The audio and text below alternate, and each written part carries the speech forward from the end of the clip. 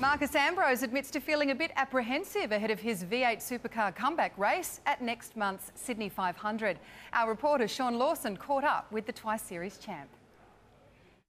Yes, Marcus does join me now. Marcus, you left here when you were on top after, 9 or 10 years you've been away. What have you got to prove coming back here?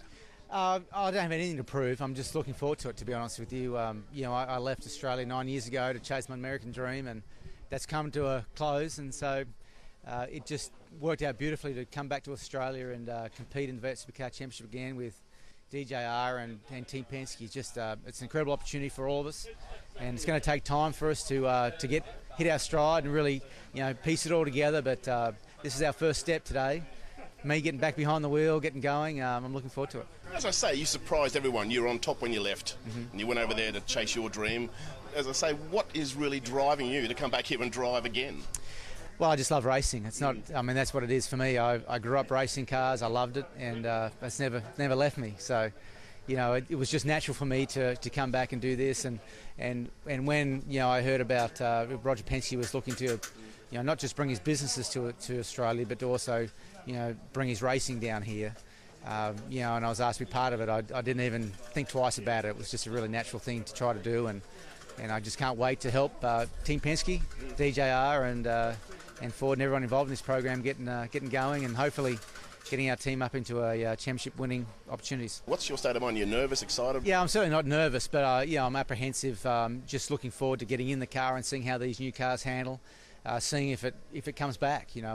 That's the question mark in my mind. Is I left. As an A-grade driver, can I come back and become an A-grade driver again? Over in America, the aggression is sometimes even basically supported. Over here, they frown a bit more. So are you going to have to notch it back a bit or two? Or what's your sort of, obviously, I think Dickie said before, he's had a bit of a word to you about how you're going to handle it. Yeah, I mean, certainly the sport here has its own driving standards, and I want to conform to those as best I can, but I'm out there to win. I'm out there to win for my team, and for Dick and for Team Penske, and I'll do what I can to try to win that. So I have the intent of doing the right thing, and I'm going to do my very best to try and do that. But, sometimes, things happen, mistakes happen, and it happens right now in the sport. You see penalties going down post-race and whatnot. So I'm going to try my very best to race clean and race hard, but I'm going to give it everything I got, just like I did here last time. Marcus Ambrose has unveiled his new V8 Supercar ahead of the Sydney 500 in a fortnight.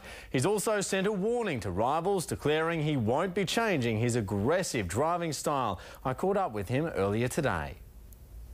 He's back, and this is the car Marcus Ambrose hopes will deliver him more success. We're just pumped to be here to get some laps in the car again and just get a feel for it all. I think it's something that's going to be not only good for us as a team, but good for V8 Supercars. The 38-year-old thanking hundreds of fans who came out to see him drive a V8 for the first time in 9 years. I do appreciate you coming out, and we'll do everything we can to try to get Ford back in victory lane for you.